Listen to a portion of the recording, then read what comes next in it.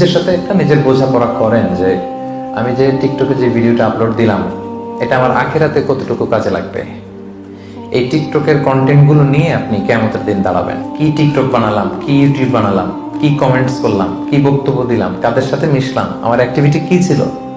আল্লাহ supreme কোর্টের কাঠগড়ায় পাই two পাই কিন্তু হিসাব দিতে হবে। আমার এই শক্তি, সামর্থ্য, আমার এই যৌবন, আমার এই ক্ষমতা, দাপট কিছুই থাকবে না। এক সেকেন্ডও লাগে না এটা আল্লাহ থামিয়ে দিতে, ঠিক না?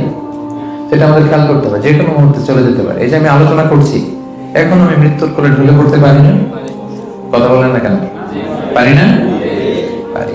আপনি যেখানে যে কমেন্টস বসিয়েছেন, যেখানে যে টেক্সট করেছিলেন, যেখানে যেটা বলেছেন, যত কন্টেন্ট আপনি ক্রিয়েট করেছেন, এগুলো সব আপনার আমল নামায় সেদিন তুলে দিবে কে? কিয়ামতের কঠিন ময়দানে আপনি কি কন্টেন্ট নিয়ে দাঁড়াচ্ছেন এটা একটু খেয়াল করবেন। এই দুনিয়ার জীবনটা এটা একটা ধোঁকা, এটা একটা মায়াজাল, এটা একটা মরিচিকা।